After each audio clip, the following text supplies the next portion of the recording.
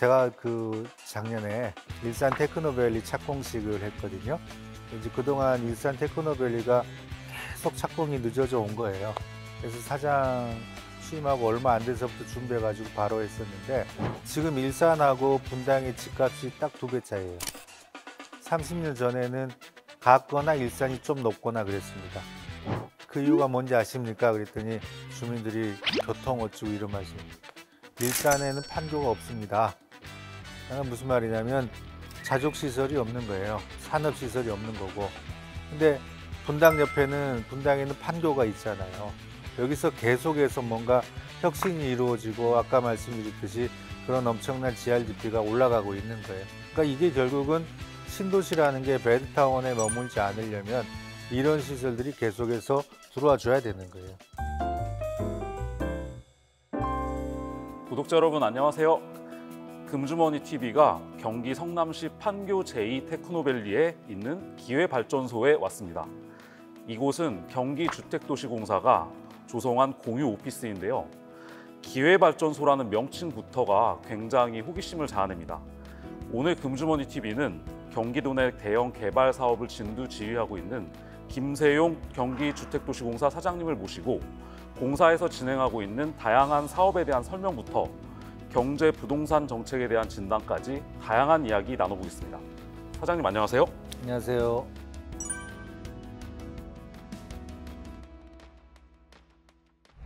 지금 저희가 와 있는 이 기회발전소라는 곳 있잖아요. 어떤 시설인지 좀 간략히 소개를 부탁드리겠습니다. 여기에 이제 스타트업들이 주로 입주해 있어요. 뭔가 여기 오시면은 이름부터 막 돈을 벌 것 같지 않아요. 기회가 계속 늘어나는 거예요. 기회가 계속 늘어나고, 그리고 이제 여기 뒤에 보시는 거, 여기에 이제 주기적으로 모이세요.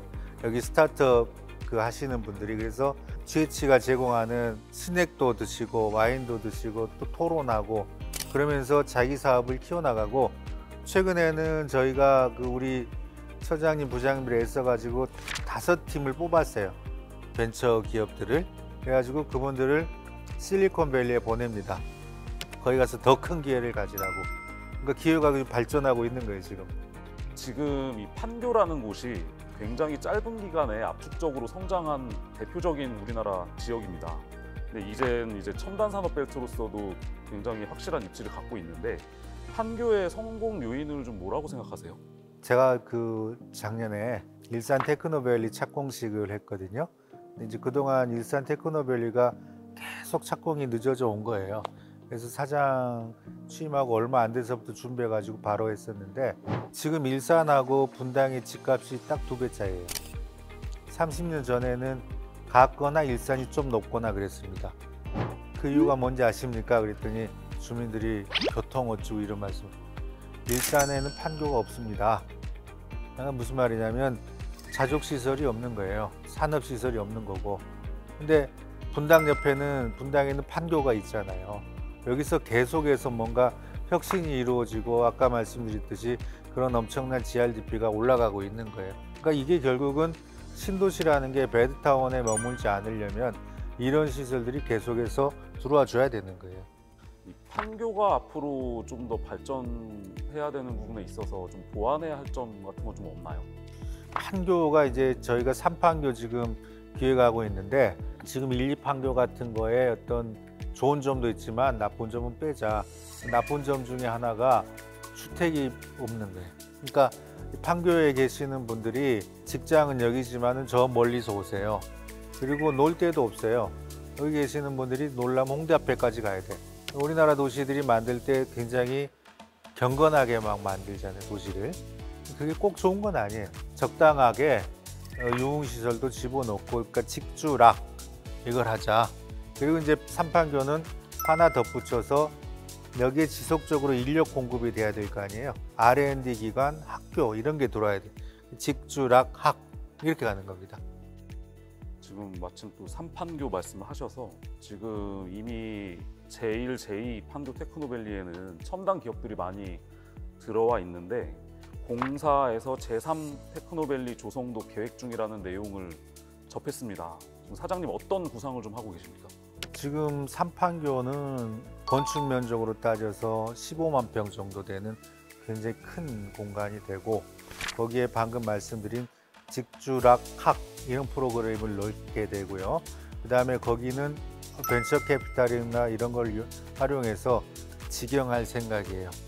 그래서 거기에 최고의 기업들이 들어와 가지고 뭔가 새로운 것을 계속 만들어내는 그러한 상황이고, 이제 앞으로 이제 계속해서 좀 확장될 걸로 예상되는 용인 반도체 밸리에 적정한 R&D가 여기서 지원되는 그런 생각을 하고 있습니다. 그리고 또 사장님께서는 판교에 15만 평 규모의 스타트업 플래닛을 조성한다는 계획도 발표하셨는데 이건 또 어떤 내용입니까? 그러니까 스타트업 천국을 한번 만들어 보자는, 마음껏 한번 해보자. 그러니까 이스라엘 같은 경우 예를 들어 보면 인구가 900만인데, 그러니까 우리나라보다 한 5분의 1도 안 되죠. 근데 나스닥에 상장한 기업들이 90개가 넘었어요.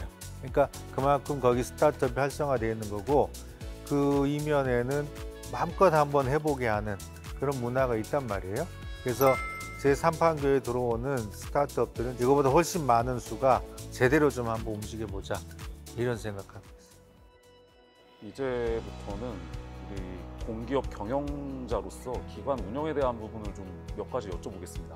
사장님께서 취임하시고 혁신 과제를 무려 91개를 발굴하신 것으로 알고 있습니다. 지금까지 혁신의 주요 결과물들이 있는지 좀 알고 싶은데 어떻게 소개해 주실 만한 내용이 있으신가요? 너무 많아가지고 제가 몇 개만 소개해 드릴게요. 제가 2022년 12월 22일 날 취임했고, 그리고 그 다음 날부터 바로 태스크포스 만들어서 직원들하고 2달 꼬박 만든 게 91개예요. 그리고 이제 그 다음에 23년 2월 27일 날 이제 혁신대에서 발표를 했죠.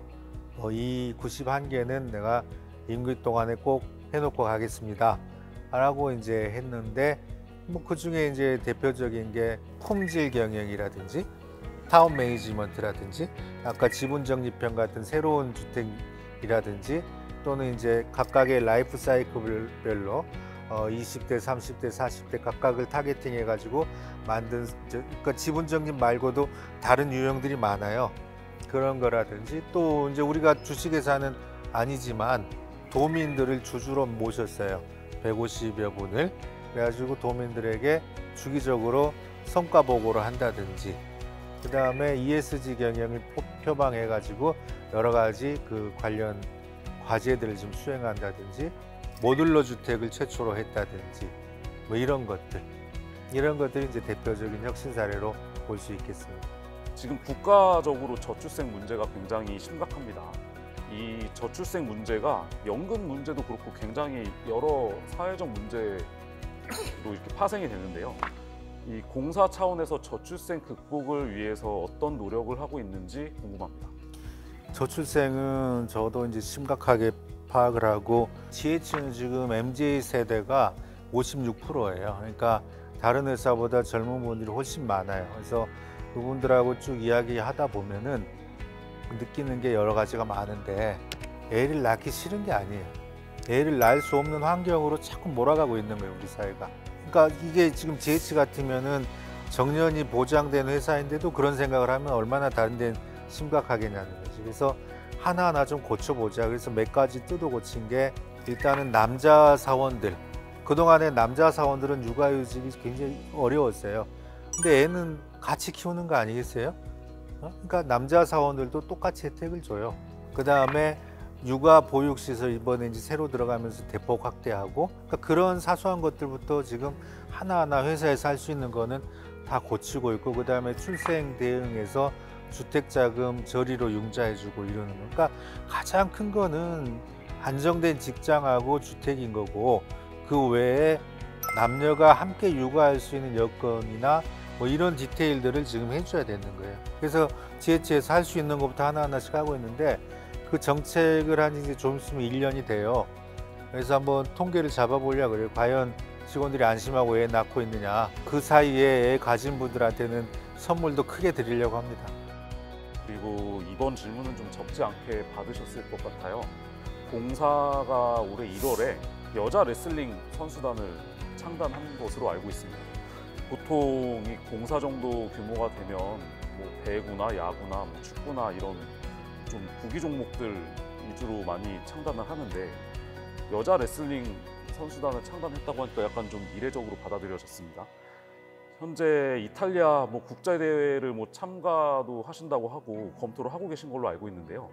뭐 지금 운영은 잘 되고 있는지 하고 왜 하필이면 여자 레슬링이었는지 말씀 한번 들어보고 싶습니다. 왜 여자 레슬링이냐면은 제일 비인기 종목이라서 공공에서 해야겠다. 배구, 농구, 야구 뭐 다 민간에서도 하려고 다 하려고 그러죠. 근데 여자 레슬링은 맡아줄 데가 없는 거예요.